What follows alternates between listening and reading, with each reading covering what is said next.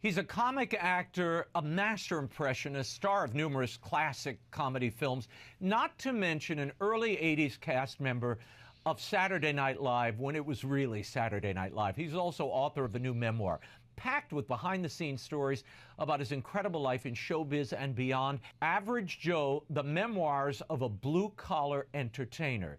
Please welcome my pal, the vice chairman of the board, Mr. Joe Piscopo. Joe, thank you for being here.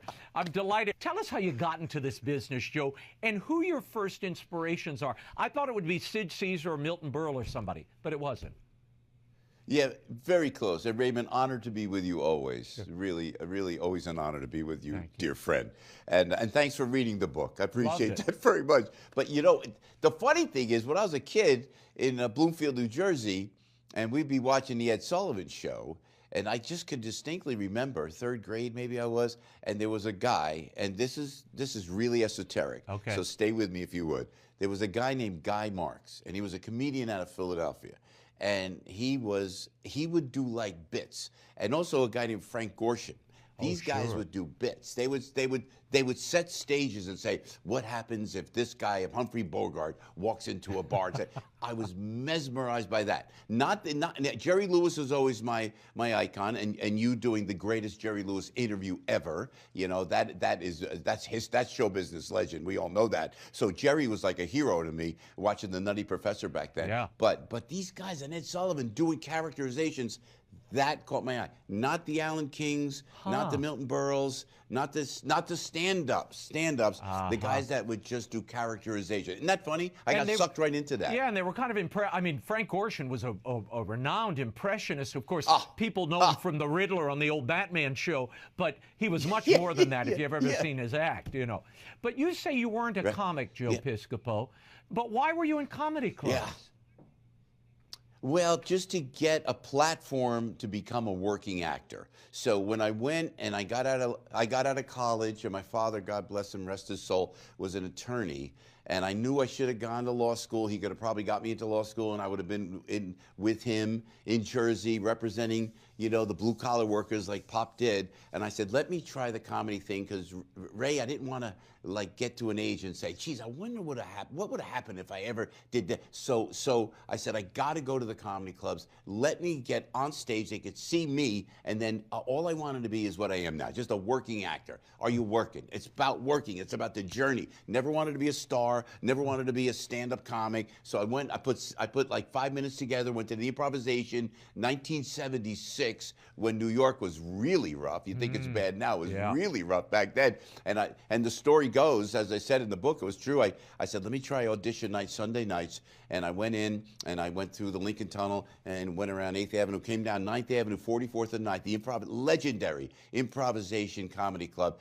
Audition night, there must have been 300, maybe 400 people waiting to get into audition. 400? And I looked at it. It had to be hundreds of people lined down 9th Avenue, right? And I looked at that line, and I kept going, went right back in the Lincoln Tunnel, and I went back home and chickened out completely, you know? Tell me how Ann Mira and Jerry Stiller mentored you. You mentioned that in the book. Oh, the best! I just saw Ben Stiller, and I just told him how Ann and Jerry were such a big influence on me.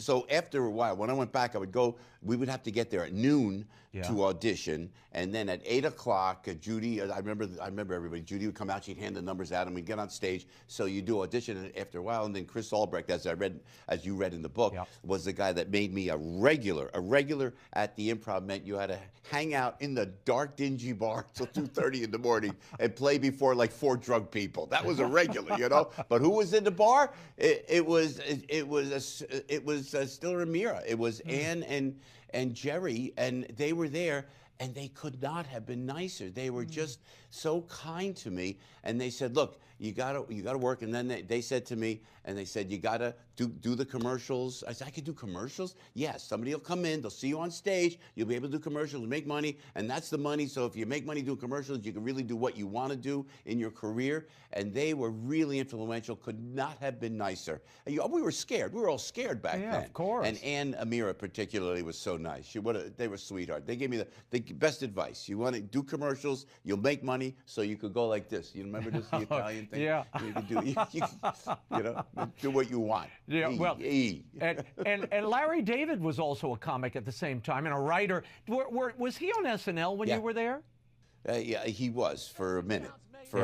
And he was like, let me tell you, back in the late 70s, at the comedy scene, and thank you for bringing it up, Ray, the comedy scene, it was like when comedy became rock and roll. Right. It just caught on. I don't know if it was Freddie Prinze Sr., whether it was Rodney, whether it was Robin Williams, it was Robert Klein, whatever it was a perfect mix of, oh my gosh, comedy is hot.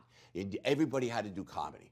And so that's when I went in there, and there was Larry David. Larry David was there. And Larry had been there a couple of years prior to when I went in. Yeah. So now Larry he would go on stage, and he would get into like fights with the audience. Right. He would get into it back. What you see on Curb Your Enthusiasm, that's Larry, man. Yeah. He'd be and we would all gather by the little hallway that led to the showroom, from the bar to the showroom. Hey, yeah. Larry's on. And you go, Larry, back and forth with the people, fighting with the people.